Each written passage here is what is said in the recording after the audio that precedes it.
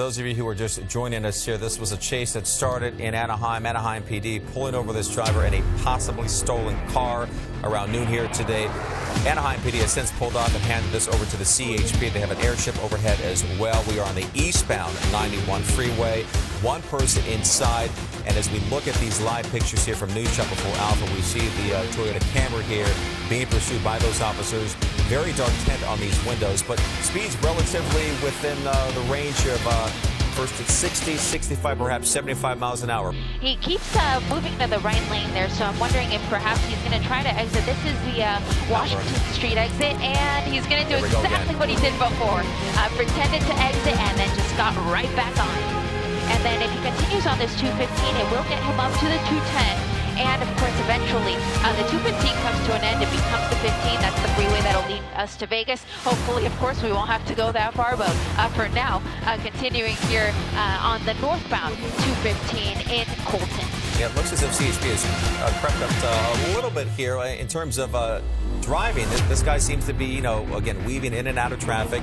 Now hugging the right side of the freeway, which was unlike what we saw on the 91 freeway not too long ago. So perhaps he will try another one of those maneuvers where he attempts to exit the freeway, but then veers right back on. Yeah, and I think his intention with that is he's trying to trick the police. He thinks if I pretend to exit, they're going to follow me, and then I'll just make this move and get back on the freeway, and then it'll give me some room to get ahead. But he's tried it twice, and it hasn't worked. So we'll see if he tries it again. But he continues traveling here on the northbound 215 at approximately 75 miles an hour. He's now in the San Bernardino area, so he will be coming up to that 210 freeway very soon. So we'll see what he does when he gets there. But if he decides to continue on this 215, he won't be able to take it a lot further because it will become the 15, and eventually it'll go through the Cajon Pass. So we'll see what he does there. He's perhaps exiting here. Let's see. Well, he's doing that again. Same thing again. Well, you know, there's so many vehicles behind him in pursuit now that even if one did follow him, the other three would still be on him. So yeah, it seems 3 or 4. I mean, we've seen a number of units there behind him. So this is his third attempt here to play a game of cat and mouse here with the CHP, but it's not working. The driver appeared to be throwing something out of the window. We haven't seen much action from that driver. Windows are up. They are quite tinted, as we see there. Again, so we don't know what may or may not be happening inside. So, again, trying that maneuver yet for a fourth time. Again. Yeah, so, but we have a number of CHP right behind, so they are sticking with this driver here as he attempts to trick the CHP off of the freeway. You know, what we're seeing now with this window rolled down, we can see the driver doesn't even have his hands on the wheel at times. Right now, it appears both hands are off the wheel. Well, that's very unsafe. Yeah, that's not wise. Especially at these speeds. Now he just put his hand back up on the wheel. But, and here's to have something. He threw something else continue just to throw now. something out of the car. Carolyn, is it me or is there something on his nose? Yeah, hard to tell. It looks like he is wearing sunglasses, but it's difficult to tell if there's something as well on his nose. We appreciate you being with us here this afternoon, and we want to get back to Eliana because it looks as if Eliana, we need a location on this one, and we just saw yet again. I think this is the 5th attempt to get off the freeway, but now remains back on the freeway. You would want a nice, wide, open street, kind of like the one we have here, with not a lot of traffic and not a lot of cars parked along the side of the road. And then the speeds of the vehicle need to be ideal, about 35 miles an hour. And the other thing, wrong side of the road here, I'm sorry, I have to stop my explanation to talk about this. The wrong side of the road here, that could have been very bad. Northbound here on Columbia, that CHP unit close behind. And red light coming up. That could have been very bad. Every time he runs one of these red lights or runs a stop sign, you run into a situation where you could have cross traffic and potentially have a traffic collision. So whenever I see whenever I see that an intersection is coming up like that, I'll make sure to pull out so that we can see the big picture. But you see this CHP unit close behind. Again, CHP units are all pit equipped. So that means they're allowed to perform a pit maneuver if need be. The size of this vehicle is perfect. For a pit maneuver because it is a relatively small vehicle. A CHP unit of this size maybe wouldn't try a pit maneuver on a larger vehicle. Maybe trying it here. Let's see. He tried the pit there, didn't quite work, and trying it one more time, but he's able to wiggle his way out of it. Continuing here on Salmon River Road. UPS truck is going to be in the way, so let's see what happens. Oh, that could have been very bad. That is why the CHP unit didn't try another pit there, because of that because of that UPS truck. They of course didn't want to endanger the life of that UPS driver, so they decided not to try a pit there as he was making that corner. Yeah, all units are backing off is what I'm hearing. That means that all units are going into surveillance mode. That means that the ground units are going to get pulled off, and it's going to be a pursuit from the helicopter only. So the reason for that is it just got too dangerous. Now that he's on surface streets, he's driving like a madman. And coming up to a red light here, let's see what happens. Fortunately, the light changed just in time. Continuing here on Main Street with a cross of Stansel Drive. This is in the Riverside area. Your nearest freeways are going to be the 60 and the 215. He's going to have a chance here to get on the 60. Let's see if he takes it. Nope.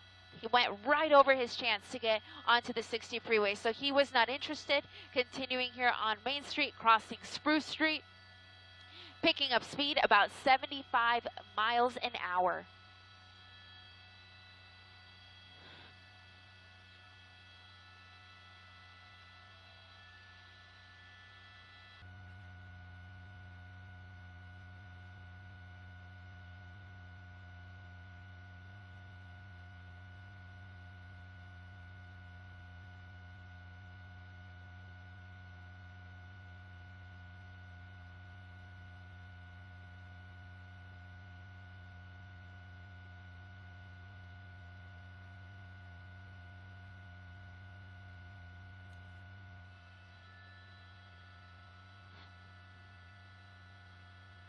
Exiting here, the 60. Exiting the 60 at Etiwanda. And making a turn. Oh, he got lucky. He made that turn just in time before that big rig. Came up behind him. There's a lot of traffic here. Wrong side of the road here. That's why... Oh, wrong side of the road yet again. Oh, this could be really bad. There's a lot of traffic here in the area. Van Buren and Etiwanda are going to be your streets as he comes under the train tracks here. Wrong side of the road. Oh, man. Can you imagine this guy just driving right at you at the speeds that he's traveling on?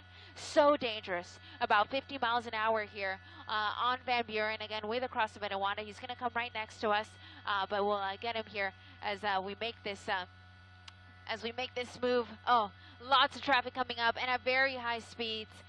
Wrong side of the road. This could be very dangerous here. Van Buren and Etiwanda at about 55 miles an hour in the wrong direction. This is probably one of the worst moves that this guy has made so far in the 2 hours that he's been on this chase.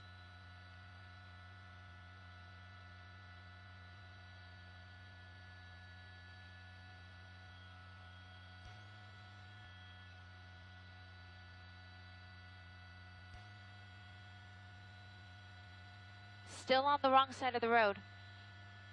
And fortunately, other cars are seeing him. They're stopping. They're slowing down because this guy's not stopping for anyone or anything. Continuing on the wrong side of the road, and really no reason for it, because if you see the other side, the side he should be on, it's really not that slow. Hopefully, he'll be able to get back on the right side of the road here coming up. But for now, continuing wrong side of the road, Van Buren and Belgrave Avenue.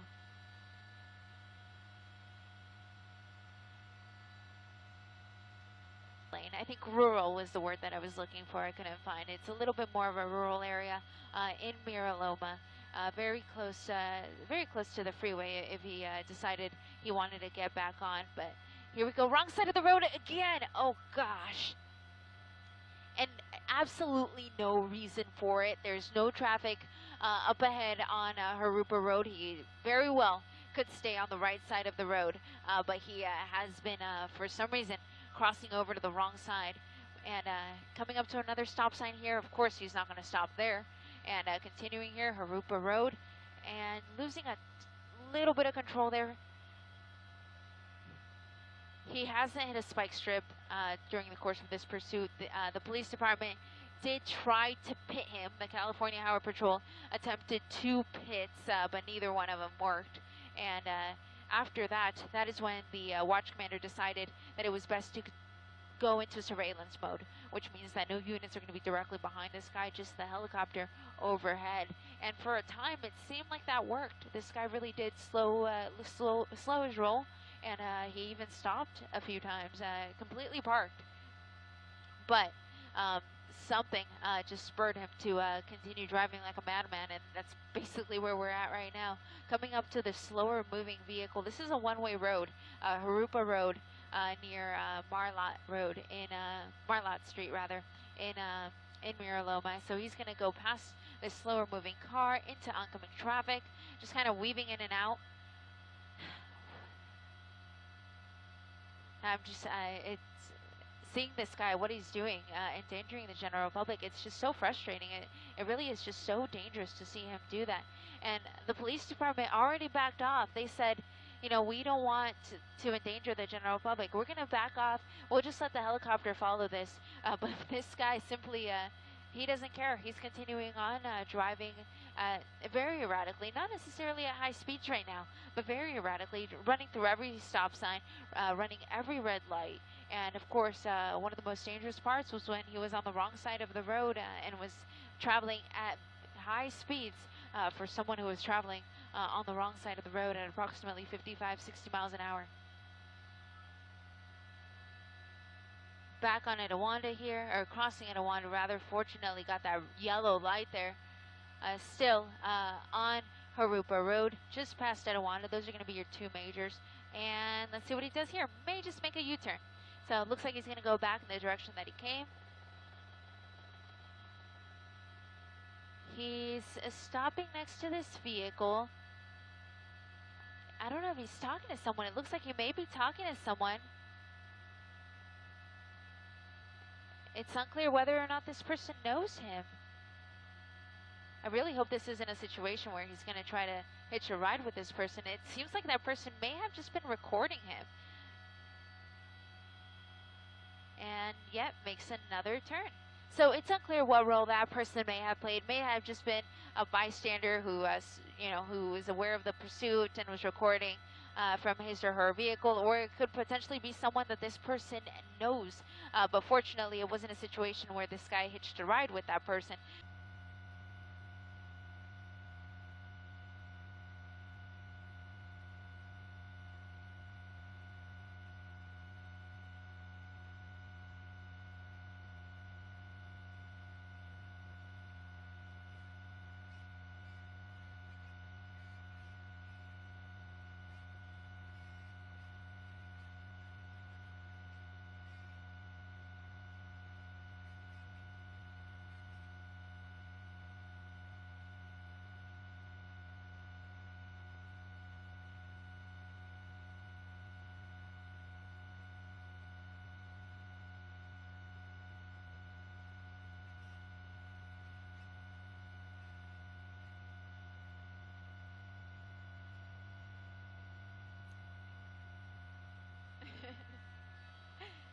Back with you guys, just communicating with my wonderful pilot, Aldo Ventivenga, who has been keeping us on top of this pursuit the entire time. And we were also communicating with our assignment desk, letting them know our fuel situation. We have about 20 minutes left of fuel. But fortunately, one of the great things about us here at NBC is that we have two helicopters. So we have us in News Chopper 4 Alpha, and then we have my partner Gil Avis in News Chopper 4 Bravo. So Gil is actually launching right now in our direction. And when he arrives on scene, we will be able to pull off, and he'll be able to continue our coverage of this now 2-hour long pursuit that is still here on Etowanda, coming under the 60 freeway. I'm sorry, that's not the right vehicle. They look somewhat similar. It's kind of difficult to tell. He's got a very, nondescript black vehicle, black Toyota, so it's sometimes easy to lose him in the crowd. But as I was saying, News Chopper 4 Bravo is on its way, and we'll stay on this, of course, as long as we can. Etowanda and Mission Boulevard.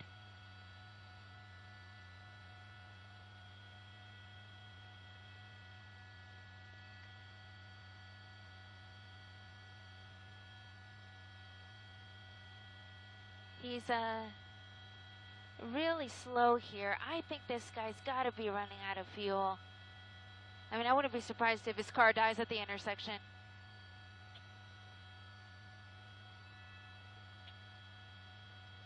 Iberia Street and Etiwanda in Glen Avon is where we have him now.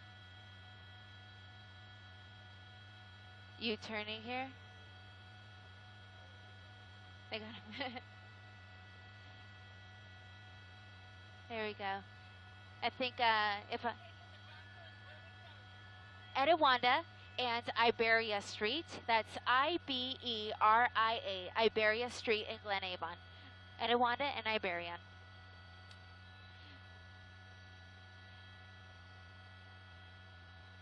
So I was just hoping to direct one of our ground crews who is here in the area and will be able to bring us some images from the ground when this pursuit comes to an end. So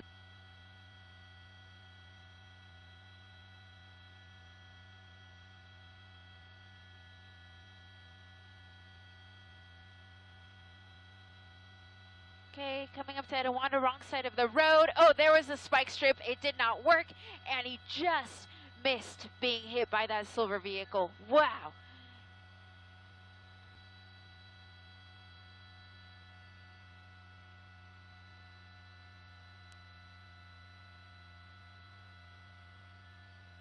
Okay, maybe he's coming to a stop here.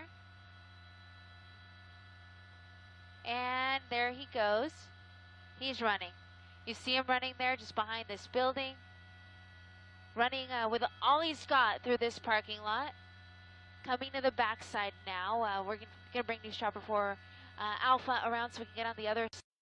Is the address. You see the police ship there. We lost him on the other side of this building. He should be he either ran inside or he's hunkered down somewhere on this backside.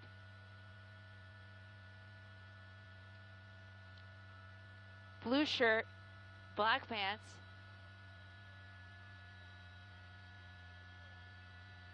And we're looking for him. The airship's looking for him too. We all saw him run, so we know he's here. But now it's just a matter of finding this guy.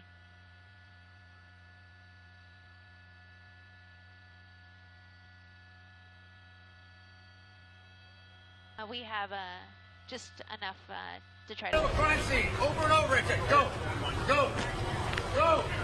Where are you running from?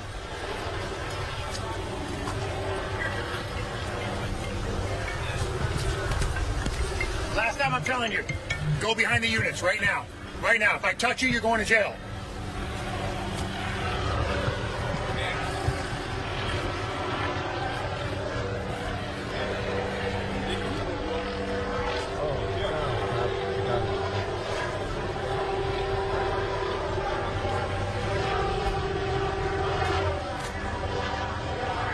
Have you seen this? Have you seen this stuff?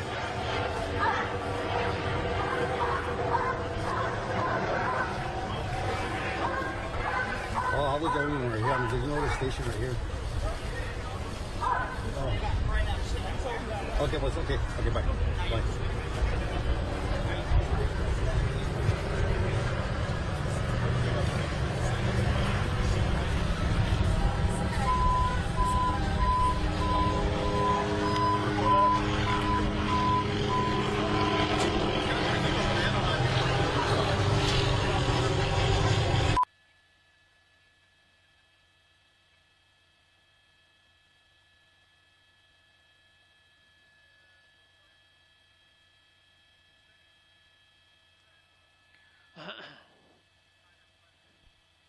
Simon Des, looks like they're going to move the suspect